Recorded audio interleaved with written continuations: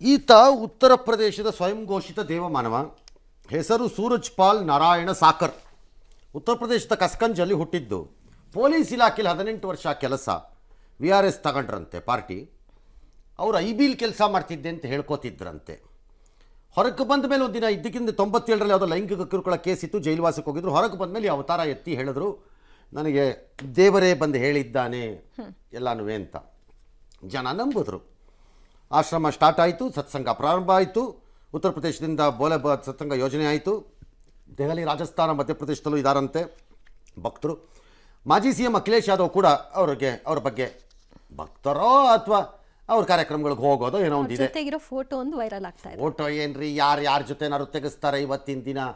ಏನು ಫೋಟೋ ಏನು ಮೇಲಿಂದ ಇಳಿದು ಬಂದಿರೋದು? ಅದು ಯಾವನ್ ಬೇಕಾದ್ರೂ ಯಾರ ಜೊತೆ ಬೇಕಾದ್ರೂ ಹಿಂಗೆ ಅನ್ಕೊಂಡು ಈಗ ಒಂದು ತಗೊಂಬಿಟ್ರೆ ಆಗೋಯ್ತಪ್ಪ. ಅಲ್ಲಿ ಯಾವನಿಗೆ ಗೊತ್ತು ಫೋಟೋ ಇದ್ದರೆ? Photo is not A great. ಇದು ಕರೋನಾ ಕಾಲದಲ್ಲಿ ನಿಯಮ ಉಲ್ಲಂಘಿಸಿ ಸತ್ಸಂಗ ಮಾಡಿದ್ದಿದ್ದು.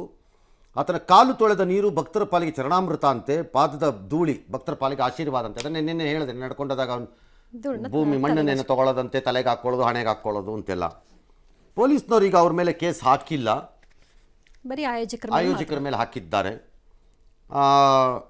ಗೊತ್ತಿಲ್ಲ ಏನಕ್ಕದು ಅಂತ. ಮೇ ಬಿ ದೇವಮಾನವ ಇರಬೇಕು, ಪವರ್ಫುಲ್ ಮ್ಯಾನು, ನಂಬರ್ 1. ಯಾಕಂದರೆ ಲಿಫ್ಟ್ ಬಿದ್ದರೆ ಹಾಕ್ತಾರೆ, ಟಕಾರ್ ಅಂತ ಹಾಕ್ಬಿಡ್ತಾರೆ ಹೋಗ್ಬಿಟ್ಟು ಎಲ್ಲರ ಮೇಲೆ, ಕಂಡ್ಕೊಂಡವ್ರ ಮೇಲೆಲ್ಲ.